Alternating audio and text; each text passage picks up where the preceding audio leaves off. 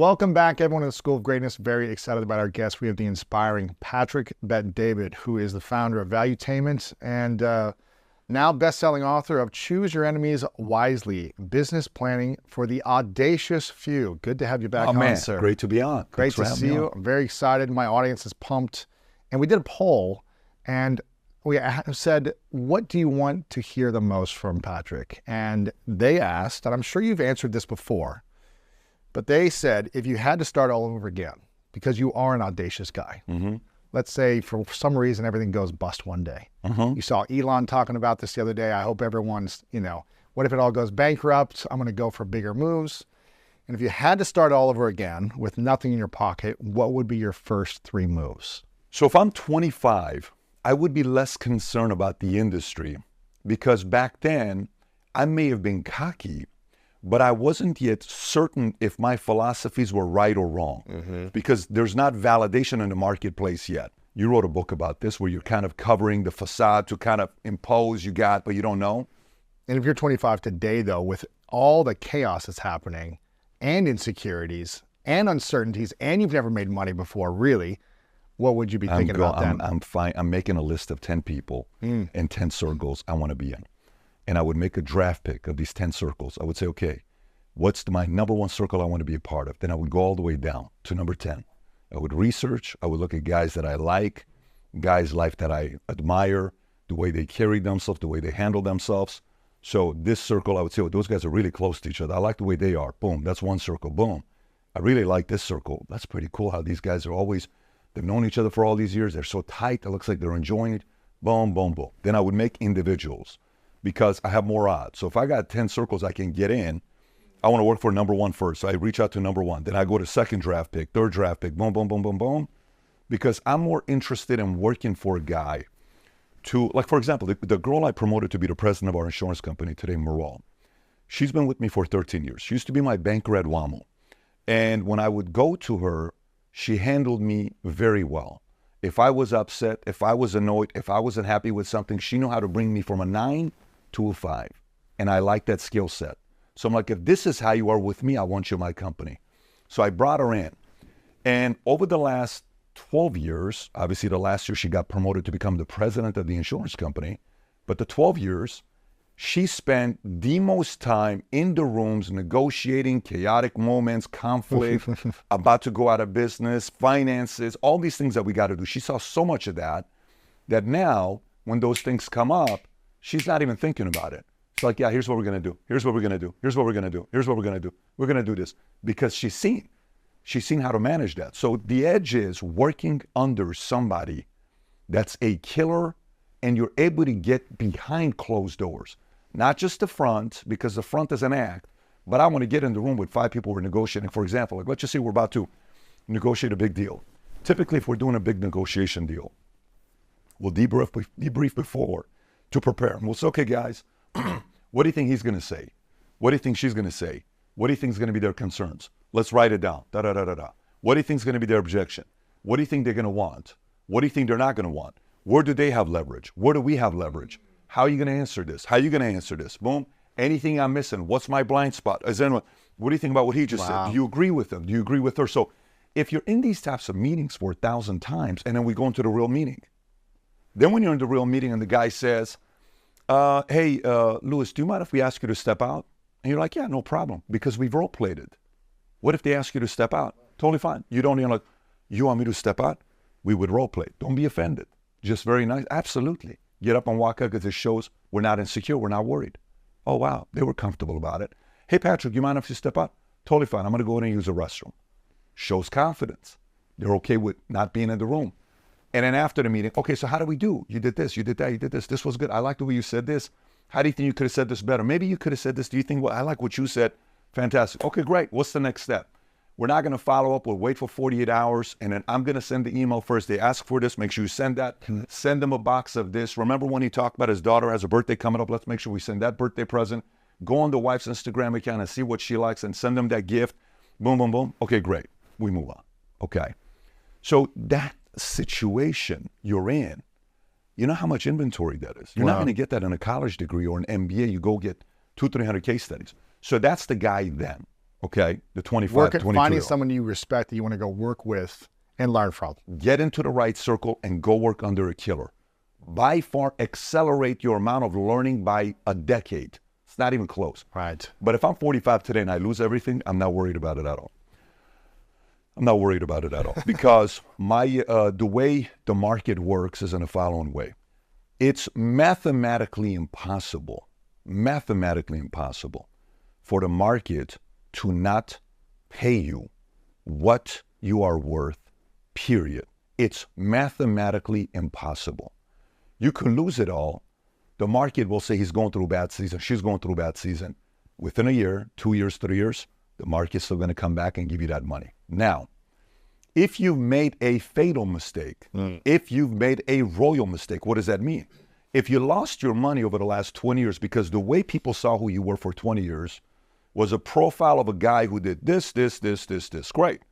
And then all of a sudden you flip and you all of a sudden start doing something dumb that has not been part of who we've known you for 20 years, then yes, the market is not going to pay you the same thing. You just ruin your reputation in the marketplace. And you're going to take a hit and you're going to have to come back and try to rebuild that. Right. You can still do it, but it's going to be a lot of work. But if you lost it because of a business decision, if you lost it because something happened to the market, the money's going to come back up. Really? No question about it. People fear that too much.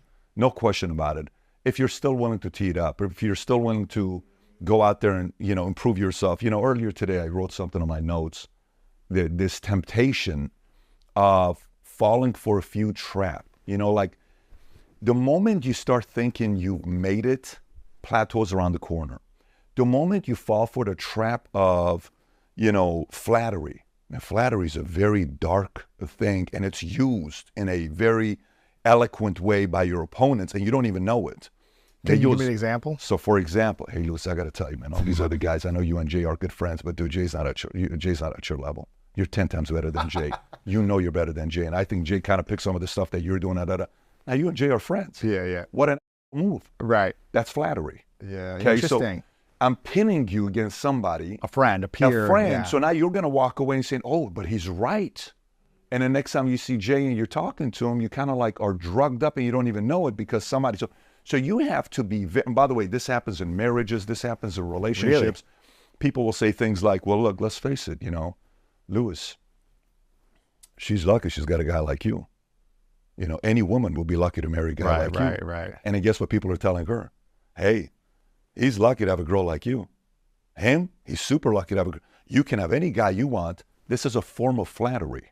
And then when you're winning, I don't think they appreciate you enough. I don't think the company, I don't think they appreciate you. You deserve more, yeah. You know what? How many times you see these wide receivers, divas, they flip against the team with a quarterback. Your quarterback doesn't throw you the ball. Yeah. The team doesn't do this to you, right? So you have to be like this. Right. And understand all this gamesmanship. Wow. And keep telling yourself, I'm not there yet. If this gets to your head, fall is around the corner. Look what happened to Scottie Pippen. You went from being the top 50 greatest players of all time. Your book comes out, the guy asks you, how do you want to be remembered? I want to be remembered as the greatest. You ain't the greatest. You play with the greatest. Why are you undermining Michael? Well, The Last Dance wasn't about us. It was only about Michael because Michael's the GOAT. We watched The Last Dance for Michael. We didn't watch it for you. You're the best flag carrier ever. You're the best Robin ever. But someone behind closed doors told Scottie, Michael would have never won because of you. Michael doesn't give you enough credit. Michael doesn't do this. Whoever fed that flattery into him is what caused him to lose his reputation. Now, when people watch Scottie say stuff, he's got a lot of credibility because he's one of the greatest of all time. But you kind of look at him and say, you're a little bit delusional if you think you're better than Michael. You're not. So flattery is a very, very dangerous element you got to be aware of. With Choose Your Enemies Wisely, Business Planning for the Audacious Few, this book I want people to get. Do you think Elon is choosing the right enemy with Disney and all these, other brands and advertisers? Yes, because I think Elon is choosing his vision over wanting to cave to these guys who have ESG money from BlackRock, from State Street, from Vanguard, and he's telling them, no, I don't need your money. There's power in saying no to sponsorship. Can you imagine a guy comes and says, I'll give you $1 million for you to do a 1 minute, whatever, and I need you to do this. And you say, no, I'll give you 2 million. Brother, you give me 20 million, I'm not going to do it. You know how much power there's in the no? You know how much power there's in a guy to say, don't do it. Don't do it. And a New York Times interview is like, you know, what did you say? But, go F yourself. Don't do it. Yeah, Bob, don't need your money. So what is Bob going to do? Bob came out today and said he's stepping down in 2026. This guy writes one of the best books of all time in business, Great Ride of a book. Lifetime. Great book. He has been probably the best executive we've had in the last 40 years. I don't think we've had a better executive. I didn't say founder. Founder is different. But he's probably the best non-founder executive we've had in the last 40 years. Maybe you take Welch in that category, but he's one of those But running guys. and building the business. No one's been a bigger deal maker than this guy. You know, Star Wars and Fox and Marvel and Pixar, all this stuff that he's done. It's just fascinating what this guy's done. He goes from Ride of a Lifetime to putting Bob Chapek, then he has to come back, 5 movies back to back flop. They lose $195 billion in market valuation, like a year and a half. Their stock is down 56%. He's trying to divide the companies into 2 or 3 so he can sell them at pieces. There's only one company that can buy them, and that is Apple. And Tim Cook is brilliant. They're sitting on a bunch of money of cash, nearly $200 billion of cash. And guess what Tim is going to do? Tim's like, they're still going to go down. They're still going to go down. They're still going to go down. They're still going to go down. They're still going to go down. He's going to buy them at a discount. And then this is going to be under Apple. And Apple's going to be the most powerful company in the world. If not, they already are. Wow. They've been the most powerful company in the world. And he made a few mistakes. The mistakes Bob Iger made, he forgot who his customers were. Whoever controls the remote control is your customer. He thought the kids are his customers. The kids are not your customers, buddy. I control the remote. I'm your customer. Well, no. I'm your customer. I can say, we will never watch Disney ever again. Unsubscribe. Because you're imposing certain movies on my kids that I don't like. We're done with Disney, okay? Whoa. So his allies were a 1% sect of America to please them, to increase his ESG score or DEI score, CI score. And he forgot there was all the parents that all they want is for their kids to be entertained, not to be getting all these other messages. He forgot this. So he chose this as the ally. He chose the parents as an enemy. He got destroyed. Wow. He lose $200 billion. Blockbuster. You know who Blockbuster's enemies were? Blockbuster's enemies. They're like, we're Blockbuster. Netflix, can you buy us for $50 million? No, who are you guys? We're Blockbuster. Are you kidding me? But your customers, this is late fee. I'm sorry I haven't returned it for 18 days. It was in the bottom of my car. I don't care. 18 days times $3.99. You got to pay us $72. This movie is worth $19. Why? But it's late fee. Can you really make a break? No, I'm not going to. I mean, when you did that, customers are like, screw you. We're out of here. An $8 billion empire falls because they were their own enemies. They didn't think there were threats from smaller companies coming up. Boom, Blockbuster's gone. How many movies did you and I go rent at Blockbuster? That was like Friday night, Saturday night. Let's get 2, let's get 3. You'd come back, you'd watch it. There's so many of these situations of choosing the wrong enemy. I think Elon, the market is going to dictate whether it's the right enemy or not. That's going to take a minute. But I think Elon is feared and envied by all these guys because all these guys, they can go in and get whatever they want by throwing around some money. And when you can't buy people or win people over by throwing around money, you don't like that. And they do not like that. And Elon doesn't give.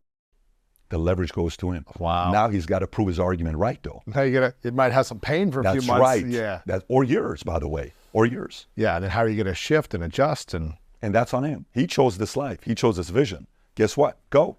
what do you think is going to happen in the next 12 months? Win. I don't know about 12 months, but I think Elon's going to win, and I think Elon's going to be a target, and I think Elon's just getting started with the enemies he's creating. He's just getting warmed up. Like, this is the beginning. Like, Elon, when did Elon start having enemies? A year and a half ago.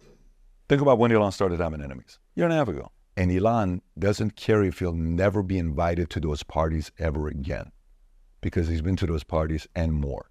He's dated all of the girls. Every one of them, he's hooked up with all of them that we don't even know about. Elon's dated some of the hottest girls in the world. He's partied. He's had a blast. He's played the video. He's done everything. think Elon's sitting there saying, I want to be invited to your flipping party? I don't care if you never.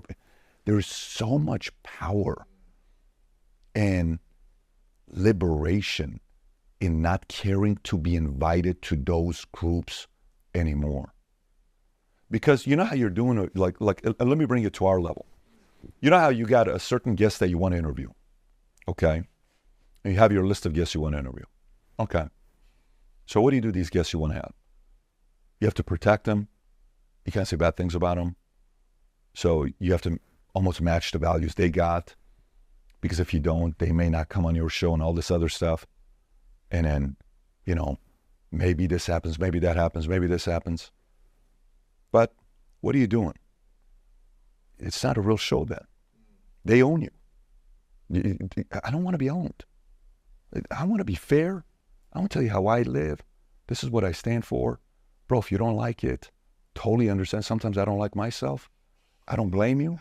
But at the same time, if you want to have a real conversation with a guy that's not going to fake it and just going to talk to you like a brother and he's still going to give you love and he's going to give you opinions that maybe you disagree with, let's sit down and have the conversation. Yeah. If that's not what you like, I'm not your cup of tea. And I'm okay. By the way, the day I made that decision to know I don't care if I interviewed those guests, we blew up. Really? I swear to God. Wow. We blew up. I'm like, you know what? I don't care. I'm good. Yeah, I'm good. I don't care. And you may never get those guests, but you'll have other great things too. By the way, I will end up getting all of them. Oh, wow. You know why? Because in the market, when you're the biggest, in a market, if you're able to prove that you can have real conversations, and then that one person who doesn't want to come, 75 people around them say, you have to go there, then that guy's being pressured by the people that love him to say, you got to go there. Right. That would be the way. By the way, this doesn't mean they're going to be here. But the point is, this kind of a position gets the market to say what? They're going to say, you got to at least respect, like, yeah. Look at Howard Stern. You think Howard Stern did easy interviews? Like, what do you think Howard does? Eventually, everybody went to Howard. So, and he's caving now a little bit. He's playing a different game now, but he's obviously got all the money. He's playing a different life. But for me, when that happened to me, when I no longer cared, I raised tens of millions of dollars. Wow. Business blew up. I let everybody around me better. I interviewed better. I got better guests. I got better opportunities. I got everything changed.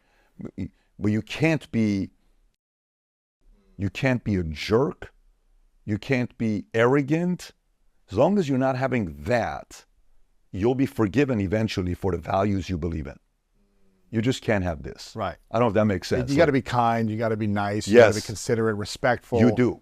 You do. You can have your opinion and be honest. No problem. Right. But you No can't be a jerk. No, you cannot be. Because then you're just not attractive as a personality. It's like, you know what? I just don't want to deal with a personality like that. Right. That's a different story, you know. But if you double down on your values, kind of like Elon is, the market's like, listen, when you love or hate him, that freaking guy is telling you who he is. You've had some big moves in the last, couple of years, but in the last year, it just seems like things keep exponentially growing for you in every area of life. What has been the biggest lessons in the last year you've learned that have helped you with that exponential growth? Compounding efforts works, man. Mm-hmm. Keeping your head down and, minimizing distractions, minimizing dumb mistakes, minimizing falling for the trap of flattery, falling for the trap of you've made it already, you're successful, you're rich, look at this, look what that guy said about you, look what this guy said about you. No, I have one fear. I have one big fear. And my biggest fear I got as a man is losing favor of God. Mm-hmm. Nothing I fear is a bigger fear than that. When I tell you nothing, I don't fear anything more than that. I fear losing favor from God. So how do you lose favor? Think about how imagine if you're the head coach of a football team, 52 kids, okay? Mm-hmm. And I'm the running back, but I'm the backup running back. But you like me because I bust my ass. I stay practice. I do this, I do that. In the locker room, got a good attitude. I got a good attitude. I'm like, yes, coach.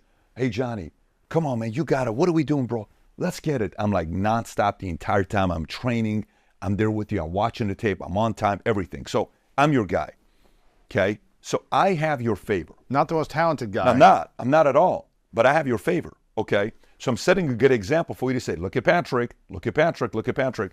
So what do? Boom. Hey, but David, get in there. Get in there, coach, get in there. Boom. I get 6 yards. Come out. Oh, boom. Great job, PBD. Okay. All right. Get in there. Boom. Boom. Get the first down. Get in there. You got to get the pass. 11 yards. Great job. Okay. Game ball. Boom. But PBD, great job today. All right, man. Hey, thanks, coach. And he comes afterwards. Hey, I want to see you in my office afterwards. What's up, coach? You play like this.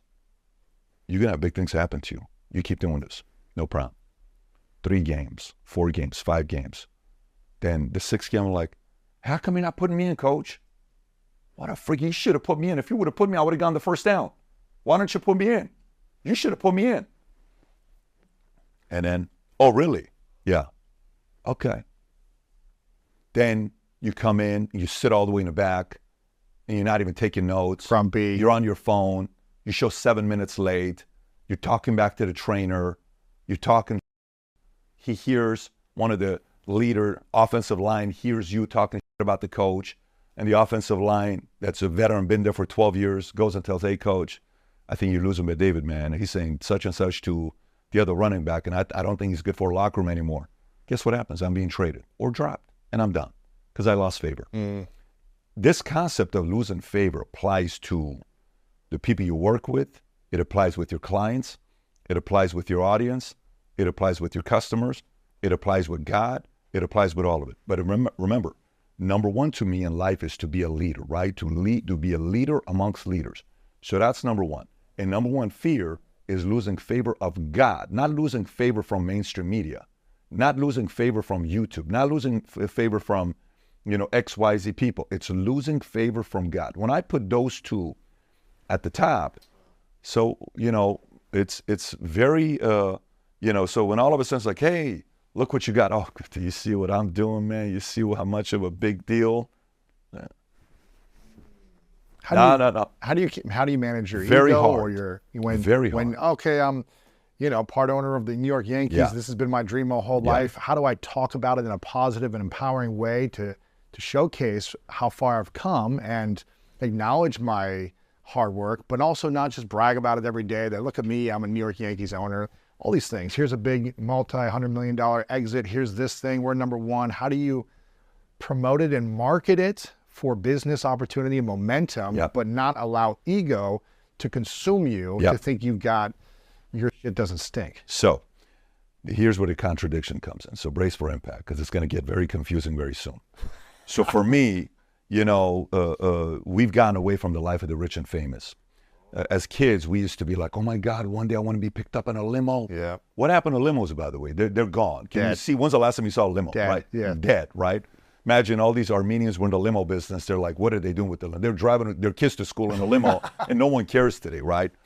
So, but it was like, oh my God, that guy's got a helicopter. What if I can have a swimming pool, Rodeo Drive, going shopping, and a Mansions. shopper takes me into mansions and this bedroom is so big and you got all this stuff.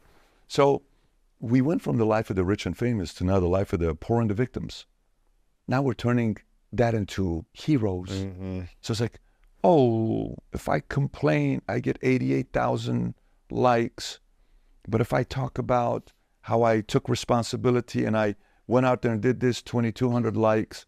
So I'm going to cry more and complain more because it's going to get me more eyeballs. Oh my God, I can't stop crying. Why am I crying? Why am I crying? Why am I crying? Dylan, stop crying. Why am I crying?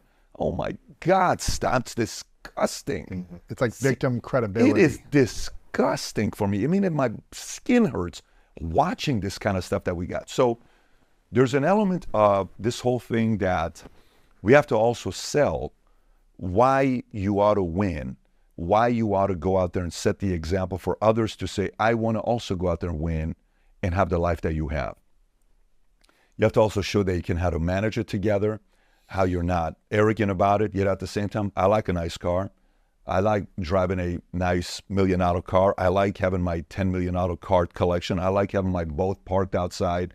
Where on the weekend, I like having my few watches here and there. I like having my nice clothes, and I like going to nice restaurants. I like it. I like all of that. I like being pampered and taken care of. It's one of the reasons why I worked so hard, because I wanted phenomenal service. I can't stand bad service. If you want great service, you have to pay premium to get great service. You can't expect premium from McDonald's when you're buying a $3.99 Big Mac. You can't expect it. This is a reason why 90% of McDonald's nationwide, you go on Yelp, they're all 1.5 stars. There's a reason for that. Because what do you expect from me? They're not paying me a lot anyways. Go to a 3 Michelin star restaurant and see what they're doing. Go to an 11 Madison. Go to a Casa D'Angelo. Go to some of these big places and Nobu's in the right places. See what kind of food they go to Catch. Last night we're at Catch. We ordered this Wagyu, tomahawk thing the guy brought with the salt on top of it. Gold, oh my God. It was insane, the food, and the service was phenomenal. So there's an element of selling that, and where this is a possibility that you can have this if you work very hard, but not from the standpoint of show off, I'm better, you're not. From the standpoint of, listen, if you got big dreams, here's what I did. It was hard. If you stick it out, it can happen to you as well. That's the concept of, capitalism, that most capitalists today don't know how to sell entrepreneurship like they used to back in the days. Today, they're embarrassed. They're ashamed. We have to be comfortable selling that as well, because the next generation, like we had, need the right heroes to emulate. If you don't talk about you winning, who the hell am I going to emulate? Yeah. I need somebody to emulate. Wow. So I need to know what it's like when you win. Who's the dead mentor that gives you the best advice most frequently?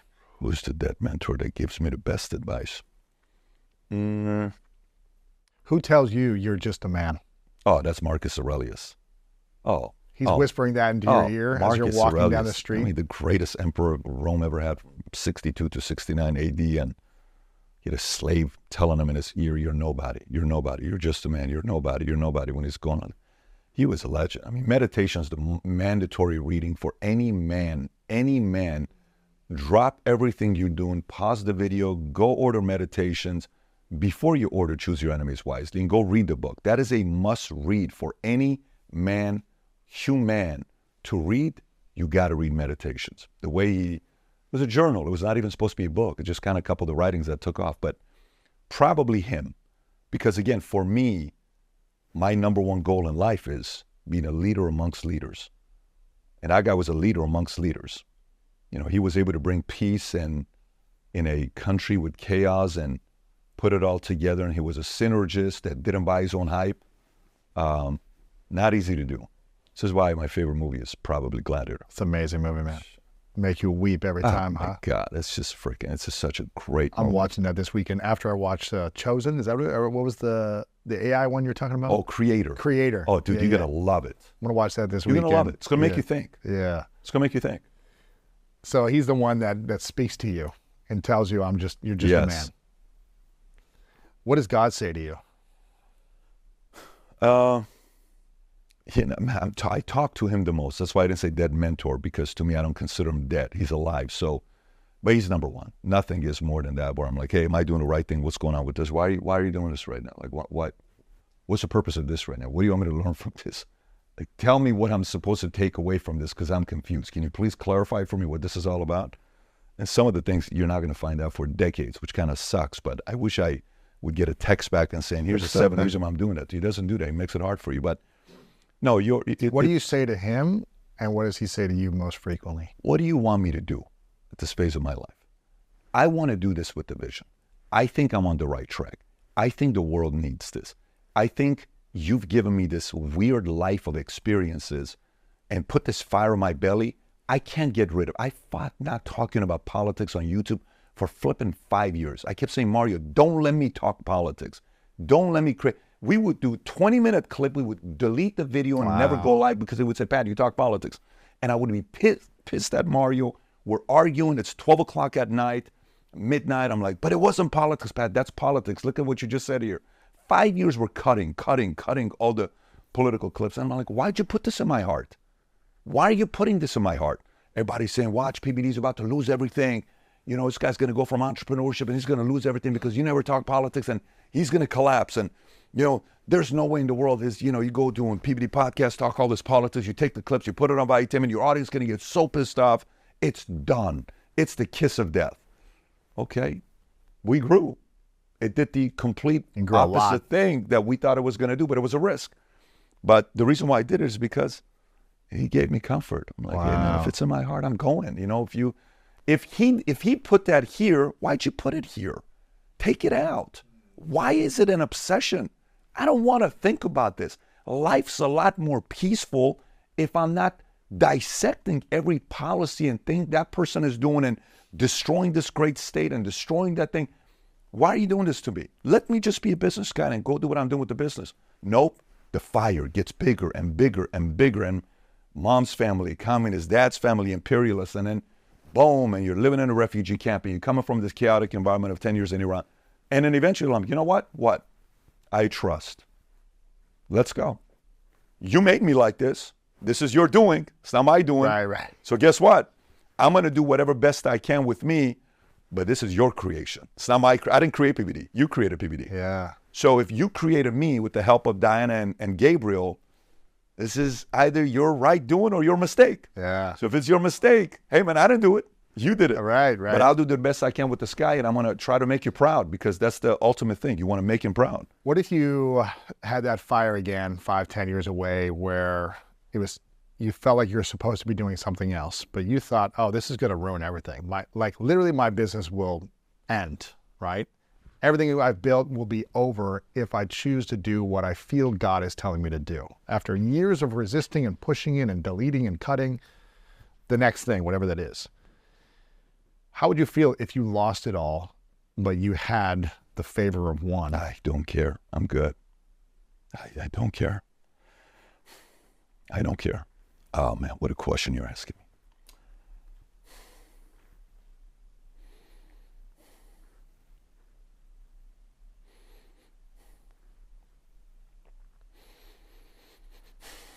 If.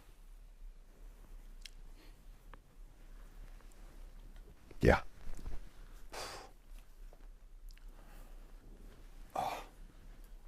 Yeah. All the money, all the business, all the Oh wait, let me tell you, man. the Yankees, the everything you've Dude, dreamed. you know, when my wife and I, what the hell is this all about? Freaking A, I do a million interviews and this never happens. No. He's changed my life. You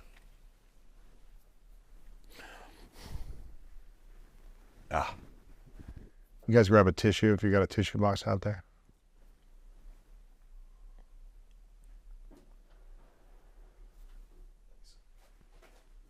No, man.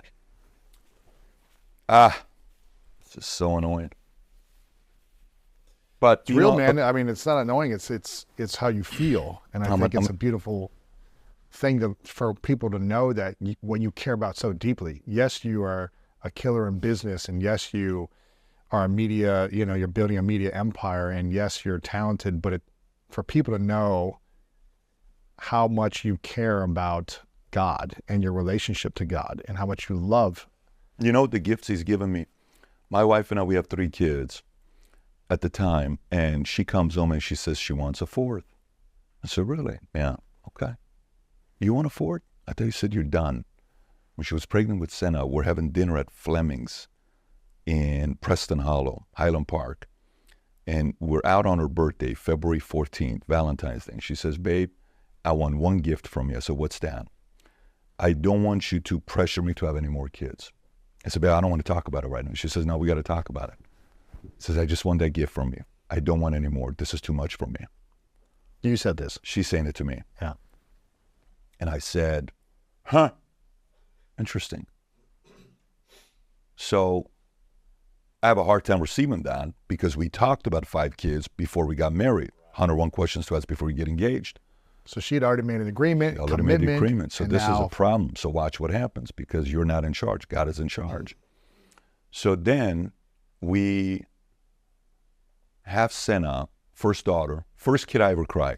My 2 boys were born. I was very happy. But Senna, I cried. Wow. First time Senna. I helped Senna was freaking life-changing. It was different. So then she tells me this. In the house in Plano, she says, I want a 4th. I said, you want a 4th baby? I do. You want a 4th baby? I do. Huh. You sure? Yeah. Positive? Yeah. And she's crying. I mean, dude, you want to go right now? Like, what do you want to do? I want a 4th. I want a 5th. So then she's pregnant. She says, babe, I'm pregnant. No way. Yes. We go to the doctor. Pregnant. Yeah. Awesome. Then we go to kind of see where it's like week 8 or 9, whatever. So I got news for you. What? You're having twins? No. Yeah. I'm laughing so hard. She's crying because we said 5 and we're going to have 5. So ecstatic. We come back, testing every week, all this stuff. And in week 10, we go and the doctor says, we have a problem. One of the kids is what do you call it? Not, could potentially be not fully developed. What's the word for it? Where deformation. Yeah, or... it's not going to be. It's going to be a kid you're going to be having problems with for the rest of your life. And we're like, oh my God, what do you want us to do? And so they come in and they're having a meeting and they're telling you all this stuff. You know, it could be this, it could be that, it could be this. Like, okay, interesting. Then we go home and it still hasn't hit us whether this is going to happen or not. And then we sit down and we start watching videos, raising a child that is, you know, disabilities or some type of, and all this stuff, and how it affects kids. And every night for 4 weeks, we're dealing with this. What do we do? What do we not do? Do we go through this? Do we go through that? And she's like, what, 2-3 months pregnant at this time? Yeah, she's 2-3 months pregnant, 11, 12 weeks pregnant at this time. And they said, you know, you can have a problem with this and you have to accept, you want to do this? And doctors recommending, hey, my recommendation is, you know, if you guys don't risk it, you know, the average person would abort because it's going to affect your family. This is going to affect this. It's going to affect you're 42 years old. You're no longer 35 years old or 32 years old. So then we go in and we finally accept the fact that, you know, it's God's doing. We're good. Let's roll. We go in 2 weeks later. One of them doesn't make it. Now, we don't know which one didn't make it. So they're saying there's most likely the one that didn't make it isn't the healthy one, but you don't know till the baby's born. Really? Yeah. So we're like, well, you know, and they're giving these percentages and all this stuff. But we suggest you do this, and we're researching, no, you shouldn't do that because it can hurt the kid that's left, and that kid can get hurt if you go and try to do this procedure with the needle, that all this stuff they got. I'm like, dude, just show me. Eventually, we're just praying. And Brooklyn is born. Brooklyn Ivy bit David. Brooklyn is the most animated kid we have in our family. And her twin, the brother, didn't make it. But Brooklyn is the most animated kid in the family. And she changed everything. I can't imagine Louis living life never meeting Brooklyn. Wow. I can't imagine that. Like, you know, to me, when people say, well, we just want to have one, I said, dude, you don't even know you got 2 more you can't wait to meet. Life's going to change you. Go for the 3 and 4. If you're able to do it, if your doctor says you're healthy, go for it. Why am I giving you that story? Because, you know, when we moved to Boca, Florida, the first month I was going through a lot. We're moving people. I'm by myself. Did I make the right decision? Should I have stayed? You're leaving a company you haven't even sold yet, and all you're doing it for is because of this. Did you make the right move? Your wife and kid, they're living in here in this house. You're renting, and your 100 employees at PHP are in Addison, Texas. You're in Boca. So every night at 11 o'clock, Mario and I would walk. He can tell you stories himself. He'll give you a complete different perspective. And I would listen to Amazing Grace by this lady that sings it. And it's a picture, the thumbnail of the video. And I would listen to Amazing Grace. It's got like 70 million views. Wow. And I would just listen to it on repeat. It's a photo on YouTube. It's a photo, but it's a song. It's a song, but it's with a photo, the thumbnail yes. is just a photo, right? And he starts with the sound of rain, and then she sings. It's the best voice for Amazing Grace. There's a lot of great ones. Nothing comes close to this lady here. I'll give you her name afterwards. Yeah. Matter of fact, I want to give it because if the audience wants to listen to it, I don't want to miss out on this great opportunity. So I listen to this thing every day for 1 hour while walking. And Louis, I'm in tears. Amazing Grace, it's called Best Version by Far, The Hour I First Believed, is what it says on the cover. It's 5 minutes and 14 seconds. It takes about 45 seconds till she starts singing and the rain sound comes, but worth listening to it. So I'm crying, and I probably talked to God the most during that month. And I said, God, I think I made the right decision, but, you know, I need your help right now. I need you to be here with me. The amount of times this man's done what he's done for me, I owe my entire life to him. Are you kidding me? Like, you can take me today. That's my weak spot. He's done a lot for me. My life's been a great life. Iran was tough. You know, all these other things was different, but Life's been a great life. Wow. Yeah.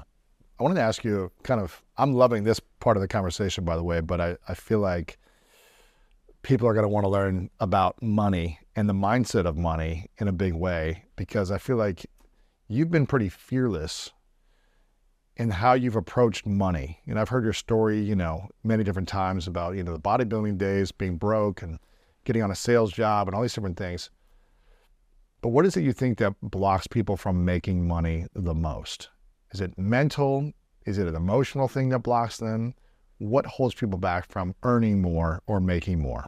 Well, I mean, one of them is whatever you hate or you don't respect, you're not going to get. So if you don't respect rich people, you're not going to be rich. If you don't respect people who make a lot of money, you always talk trash about them behind their backs, you're not going to be that person. You're just not. If you admire somebody that's a great executive and an earner and recreating themselves, then guess what? You'll eventually make that money. So, money and success is not attracted to people that talk down to them. Just like anything else, they're not attracted to you. They want to be respected. Money wants to be respected. Not loved, but money wants to be respected. It wants you to say, you know what? I respect what we can do with money and how much power you can bring to my family. I respect it. What do I need to do to get more of it? Well, guess what? Right now, your market value is $68,000 per year. You want to improve it? I do. Here's what you got to do. Boom, boom, boom, boom, boom. Okay, great. And the way of making money for the longest time, everybody wants to say entrepreneurship. There's many other ways of making it. That's one way to go. You can be a creator. Mr. Beast has proven the fact that you can be a billionaire by being a YouTuber. The guy's got 300-400 million subscribers. Probably by the time this video comes out, he's at 500 million subscribers. The way he's growing. You can make a lot of money being a YouTuber, talent, creator, behind the scenes, growing a company to the next level, sales, communication, executive, leadership. But no matter what you do, I don't care what you do, whatever business you're in, I'm interested in learning skill sets that are evergreen to 100% of industries. What are those skill sets? Let's talk about that. So one is leadership, okay? In every environment, like we have a team of 30 people in our production team at the office, right? And there was a lot of chaos 3 weeks ago. And I held a meeting. In a meeting I held, I'm watching to see who's showing signs of leadership and what's going to happen. This is an opportunity for them to show who's the leader. And then the person you weren't expecting stood up, and the person you were expecting to lead was kind of like quiet, not saying anything. Well, maybe this guy's not a leader. He's a technical expert, but he's not a leader. This person is not technically as much of an expert as this person, but this guy knows how to bring everybody together and get all the productions to be done on time, delivered, high quality thumbnails, everything. That guy's a better leader, even though technically he's not as good as this. The market pays for great leaders. So whether I'm an assistant, whether I'm an executive assistant, whether I'm a salesperson, whether I'm a coder, an editor, whether I'm in the military, whether I'm a cop, firefighter, politician, an athlete, it does not matter. Steve Kerr wasn't technically the best player, but he's one of the best coaches in the league today, right? So why is he where he's at? Because of leadership, right? So leadership is what? Getting people to do things they wouldn't do on their own and setting a great example. Great. So that means you have to be able to do what? You have to learn how to build relationships with people to win them over. You have to be able to give tough news, bad news, direct news in a gentle way where it's received. You have to be able to bring people together. You have to be able to challenge people, poke them, challenge them, have the tough conversations with them, manage expectations with them, challenge them to recreate themselves when they hit a plateau. We had a talent dinner this week, 2 nights ago at the house. I brought everybody over and I brought my chiropractor over. Everybody got adjustments at the end till God knows what time. But we're sitting there with the talent dinner and I said, guys, there's one word I want you to be thinking about going into 2024. I want everybody here to keep this one word as their MO, is to recreate yourself going into 2024. And I gave them goals, what I want by Timmy to happen, what I want by Timmy Comedy to do, what I want this to do and that to do and this to do, all this other stuff that we got. But what's the most annoying thing about recreating yourself?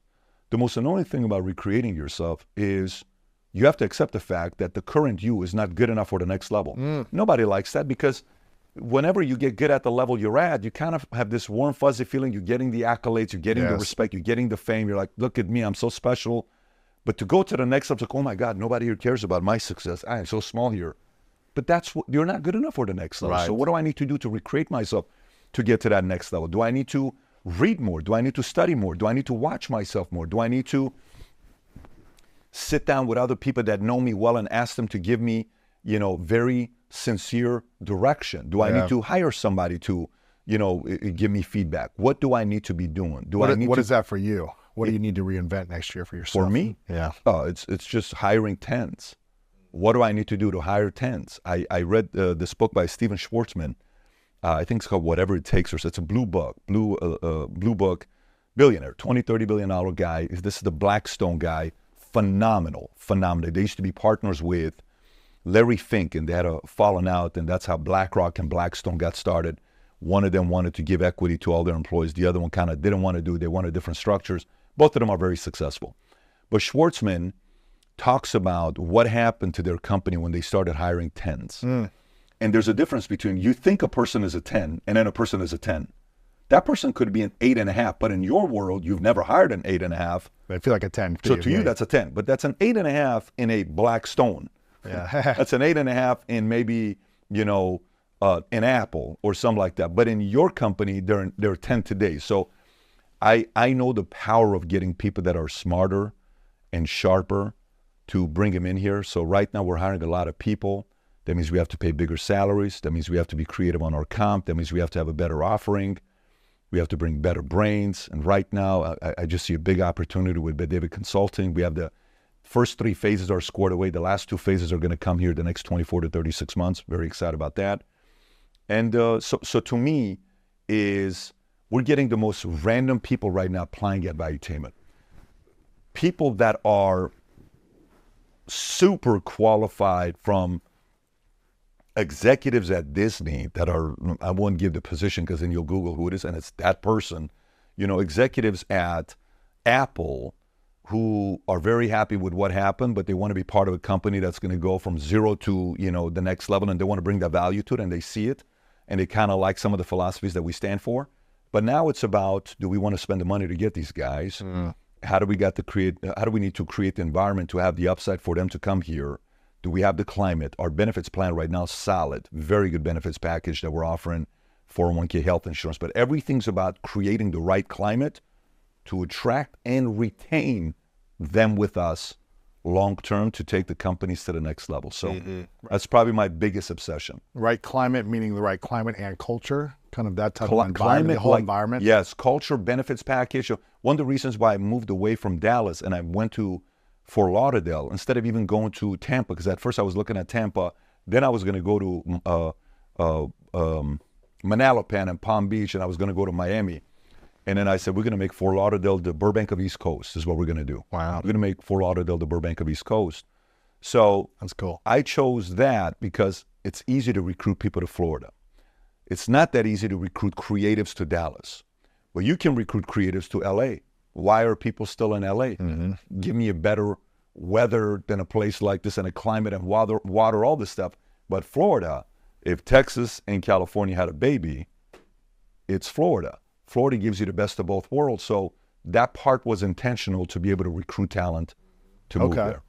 So that's leadership is the skill set, number one skill set. What would be another skill set or two to help people increase their value in the marketplace? What is the better thing they can do to increase their value in the marketplace? So, because you said market pays for great leaders first. What would be another skill or two? I mean, I would put within leadership sales, negotiation, and conflict resolution, because a great leader typically knows how to sell a vision. A great leader typically knows how to communicate. A great leader typically knows how to negotiate. A great leader typically knows how to resolve conflict. A great leader knows how to bring people together. To me, a great leader is a multifaceted person, period. Steve Kerr, there's a scene where he's sitting there and Steph Curry's been missing all these threes. He says, hey, son, I want to tell you something. You know what happened that one time when Michael went such and such when we were playing together? You know what he kept doing? He kept shooting. Wow. He said, you keep shooting, son. Keep shooting. We trust you, right? So what is that? He's selling him, trust yourself. Trust yourself. That is selling. That is selling. When he's calling out the refs, what is he doing? He's negotiating, right? When he's going into media and they're trying to pin the team against each other with Draymond Green and Poole, he's negotiating in conflict resolution. This is all leadership. So, and that's why you get paid the big bucks. That's why you get paid the big bucks. So if you choose your number one thing to become if you become maniacal on one thing in 2024 and you only order, everything is on leadership, strategy, planning, all of that, you're ahead of the game. Wow. But the pillar has to be leadership. That's the pillar. Yes. If the pillar is the leader, everything else comes from there. And a market's going to know it very quickly. We'd be in meetings, right? And we're trying to, there's a conflict that happens, unpredictable conflict that happens, right?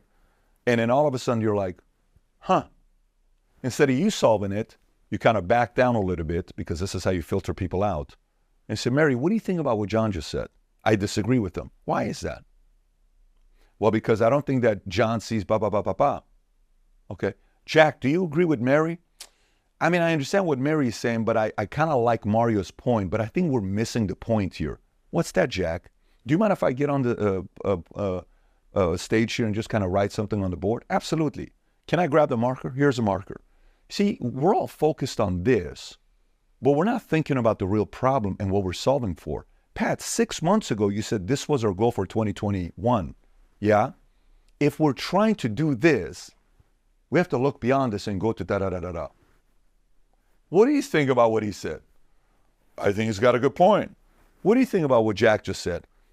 I can see what he's saying. He just became a leader. He just became a leader in that meeting right there. Right? So that's the dynamic of being a leader. You automatically are seen amongst a group of 100. Bingo, you're spotted. You're different. You're a leader. You're somebody that we can rely on. You're somebody that's going to come through. You're the guy that's going to come through with the words when he said we're going to hit the deadline, we hit it. You're the guy that brings people together. So I don't want to give too many things. I would much rather have the audience obsess over one thing for 2024, and that's leadership. Mom. The book, Choose Your Enemies Wisely, Business Planning for the Audacious Few. I want people to get a copy of this book. But something I'm curious about on how you would apply the message from this book. If someone's in their 20s and they want to give it a shot in business, they want to start their own business, be an entrepreneur, which I don't think is for everyone, but give it a shot. But if someone wanted to start their own business in their 20s and they said, I've never really made any money, right? I've never really made any money. I'm just getting started. There's so many options in 2024. There's so many different industries and sectors and all these different things. And if they said, my goal is to make my first $1 million. If they set out to make $1 million, how long should they be thinking about making that first $1 million in sales? How many years, months, whatever it might be? And should they be choosing enemies from the beginning? Also, should they hate their enemies or should they be friends with their enemies? Yeah, great question. So to me, you're asking, there's a logical component to this and there's an emotional component to this. So let's address both.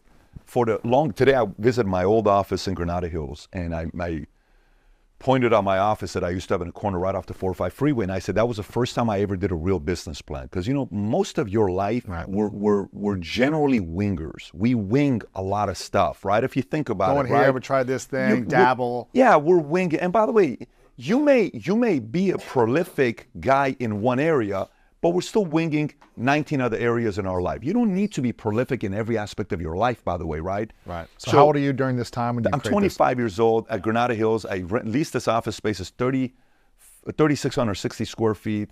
At $170, I get this from a guy named Shane Pugh, who was a countrywide guy. And I take the office space. I go in.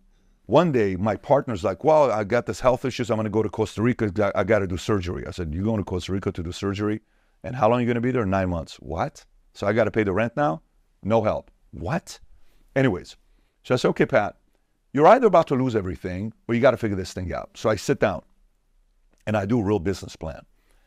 And That was the first time I wrote out a plan where I believed it, I was excited about it, and I wanted to read it constantly. I wanted to go through it over and over and over again.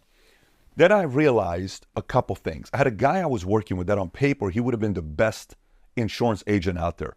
Guy had a Northrop Grumman background. He had he had a master's degree. He had this, he had that. He had a great market, all this stuff. And then I had another guy who was super emotional, super big reasons to win. No education, no 8-year, no 4-year, nothing. But this guy was emotionally charged to prove people wrong and to win at the highest level, right? This guy was like, yeah, I think if I do this much sales and this much, I'm going to make $100,000, and here's what's going to happen. And I'm planning on buying a house for my wife when her and I get married, and we're going to do this, da-da-da-da-da. Okay, so but why are you doing this? Actually, I'm at a phase of my life that I need to be doing this. I'm at that age. No emotion. No emotion. So who's right? Is it this guy or is it this guy? So then I'm like, well, let me kind of test this out because I don't know yet. I'm only 25. Right. So I'm like, this guy sounds more convincing because I would buy from this guy. But man, this guy is embarrassing. If you put him in front of a client, he may scare the crap out of the client because he has no clue what he's talking about. He talks slang, he's ghetto a little bit. Who the hell is going to win here? And then you kind of size it up and you realize neither one of them are going to win because one without the other is not going to happen. So then I said, you need both. You need emotion and logic. The best people have both. In the book, there's 12 building blocks. 6 are logical building blocks. 6 of them are emotional building blocks. This whole concept on why I wrote this book, when I talked to the CEO Penguin, I said, there's not a single book out there on any. I can talk about a leadership book. You'll give me 20 recommendations. I can talk about a sales book. There's plenty of recommendations. I can talk about a strategy book, plenty of them. There's not a single book on Amazon you can go find right now on business planning that is simple, that a billionaire can read, a brand new person can read, a politician can read, a military person can read, and they can put a plan together. You will literally see this today. There's not a single business planning book on Amazon. So, the answer to your question, 25 years old wants $1 million. Number one, industry, product, average sale per commission. Are you the only one that's selling it? How many other people can you get to sell it? What is your method of getting clients? If you're going to do digital, what is the ROAS? How much cash do you have? How soon can you get access to cash? So the road to $1 million, it's a mathematical formula on how you're going to take it. I don't know how you're going to take it. I don't know the industry. I don't know the product. Is it real estate? Is it insurance? Is it courses? Is it, solar? Is it, being a lawyer where you're dealing with cases? What is it? All of that is the mathematical formula, and how many hours I need to be working, how much do I need to be prospecting, following up, the right habits, being different than the guys that are out there. What is my differentiator? All this other stuff you got to be thinking about. On the other side is, which reality is going to set, which is when you write out the plan, you're all excited. You're like, let's go. Let's go. We're going to take over the world. Boom. Right off the bat, it's like, you know how you watch the movie Gladiator? Boom. Guy's killed, right? Right off the bat, you come out and the guy hits you with like a hammer. Like, oh, shit, I'm dead already. So you got all this excitement and drive and passion, but then boom. Boom. You're going to get hit. Rejection first week, first day, first second, first call. Then like, maybe this business plan is bad. It's not the business plan.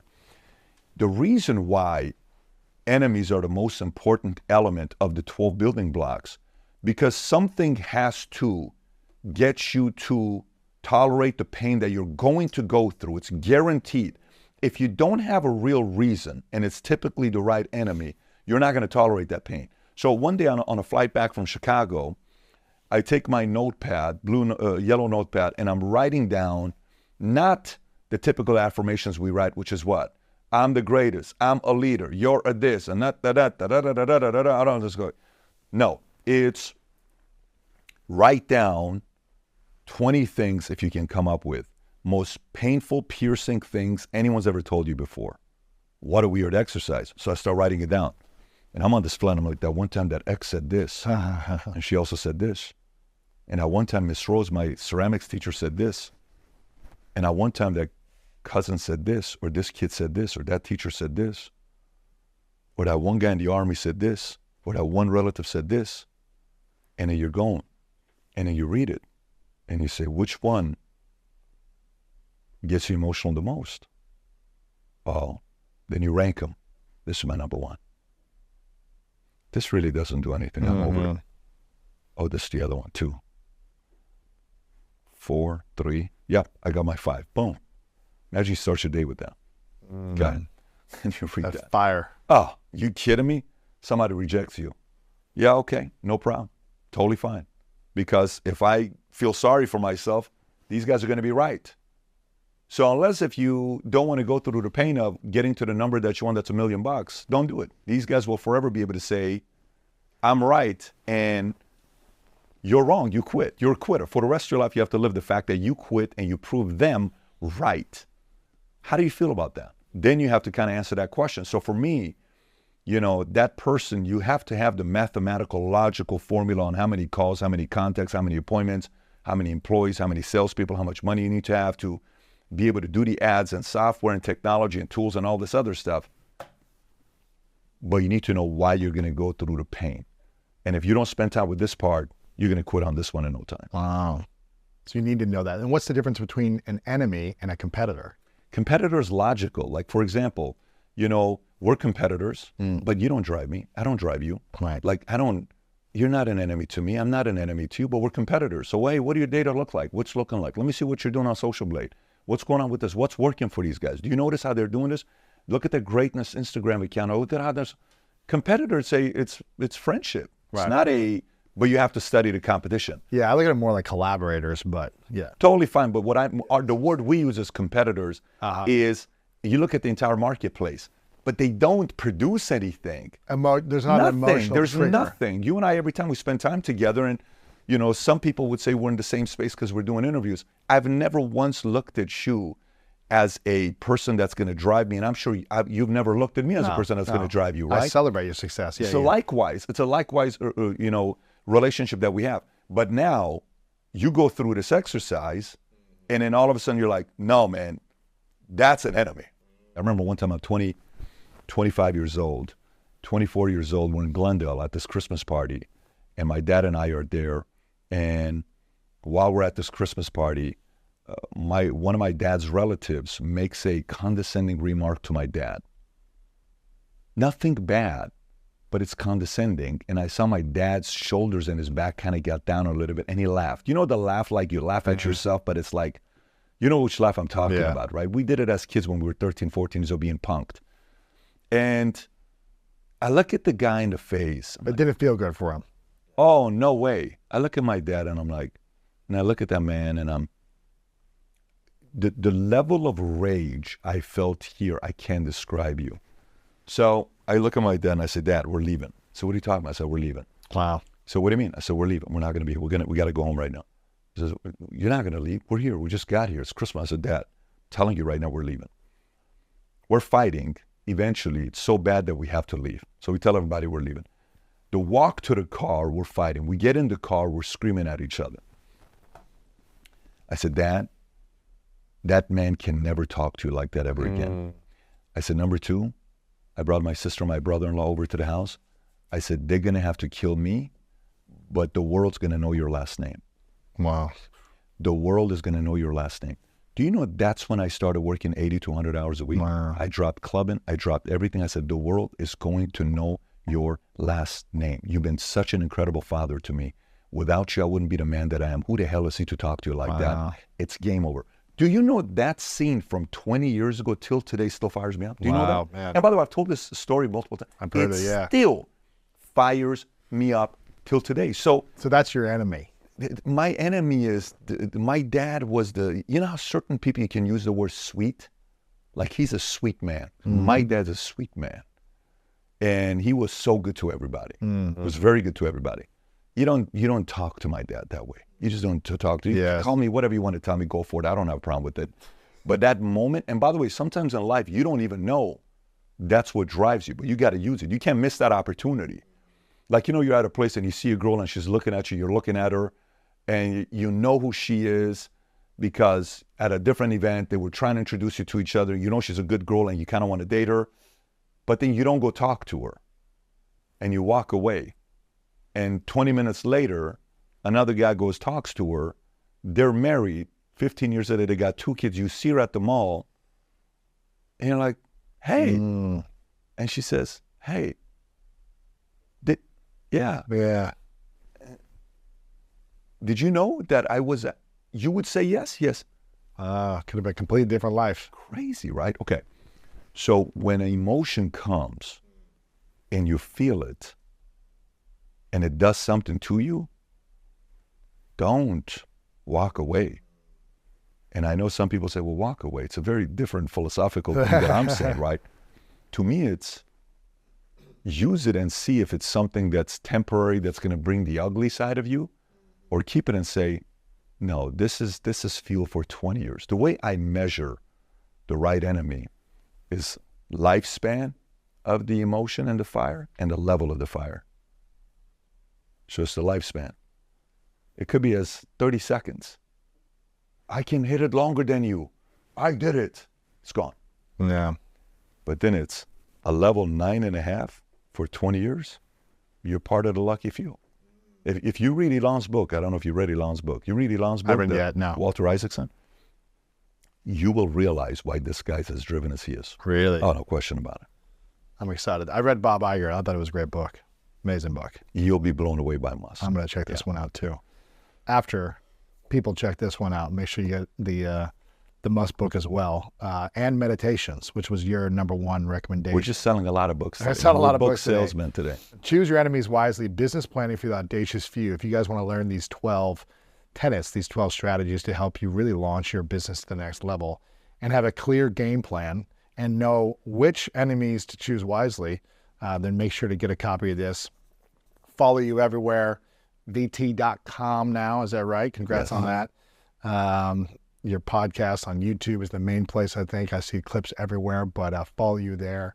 Where are you spending the most time for people to try to get in your comment section or your feed? Where do you see and notice comments the most? Well, Menect is the only place where I respond to 100% of the messages. Menect is an app we developed 7 years ago. I talked to a lawyer of mine for 7 minutes and he charged me for 30 minutes and I was upset at him. And I called the lawyer. I said, what do you charge by the minute? And he says, no lawyer charges by the minute. I said, one day I'm going to build an app. So Menect is, do you have a minute to connect? Let's Menect. On Menect, we have thousands of experts and influencers and consultants. You can ask for any questions. You can DM them. You can get back a response in text, audio, video, or you can do 15-minute FaceTime. If you Menect me, 100% I'm responding back to you. Really? Yep. Wow. How much does a Menect call with you? It varies. If you want to do a text, a video call, or FaceTime, it varies. And there's a bunch of guys on there that you can Menect. Like we had a guy came in, he asked 20 different real estate experts the same exact question, and they all gave different strategies. And he took that as like, okay, this guy's winning, that guy's winning, this could work in my market. It's a great tool to use to ask experts questions.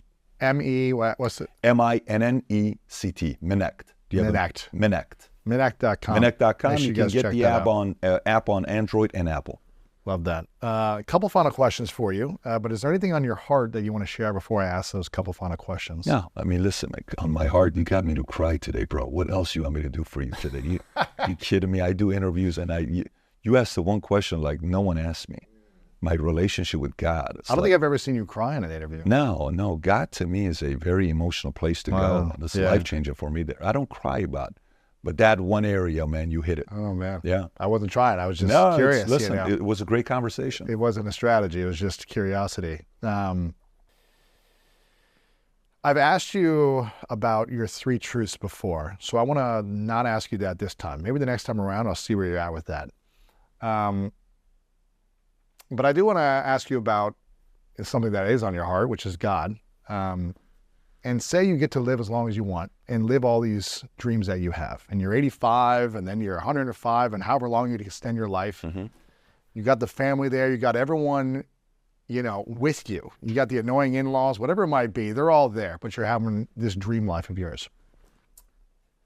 And you're looking back and you're realizing all that you were able to create, accomplish, overcome, reinvent, all these different things that you did at every stage and season of life. But then it's over. And you meet your maker. What are the 3 things you hope God would say to you in that moment? I'm proud of you, right? I'm proud of you. He's probably going to critique me and say that one time or that 2 times or that 3 times or that one time you did this. But what do you hope he really says? It's really I'm proud of you. I'm proud of what you did with your life. I'm proud of the example you did your best to set. that you didn't waste the time here. You know, you were able to enjoy it. It's very important to also enjoy it, like, because you can't just be in grind mode and not enjoy. So many things to enjoy. We sometimes forget to do that as well. But yeah, it's simply good for you.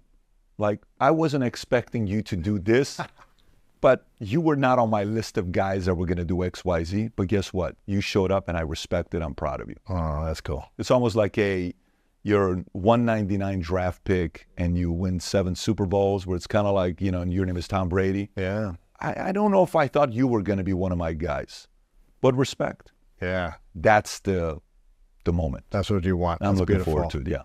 I want to acknowledge you before the final question, Patrick, for the way you consistently show up as a leader in life. I love watching your content. I love the times we get to connect or text, because you show up with a set of values, principles, and energy that is caring, that is giving, that is courageous, and that is clear.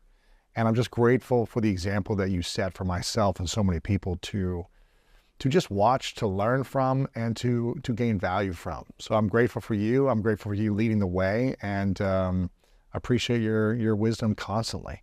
It's a lot of fun, and I can't wait to have you back on in the future.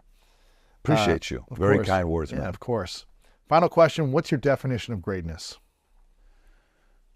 Definition of greatness. It's the same for me. It's been the same for me for, I want to say 15, 14 years. It's purely alignment. Like, if you are living, if your life matches your values and principles, I think you're experiencing greatness. So you first have to figure out your values and principles, what it is, and then your behavior on a day-to-day basis on everything you do matches that. The more that sometimes we go out of whack and we kind of lose ourselves and we come back in, but the goal is to make those two be as aligned as possible. I've found myself, when that's out of whack, I am bitter and unhappy. And I have found when those two are 100% aligned, I am at peace and very happy. Yes. So I would say alignment. PBD. Appreciate you, man. Thanks so much. My man, appreciate you. Great This was stuff. great. Then he says, ma'am, how much do you make? And she says, $50,000. So he writes $50,000 underneath the million. And then he subtracts it. It says $950,000. He looks at her and he says, every single year, he said, you pay life $950,000 for not knowing how to make $1 million.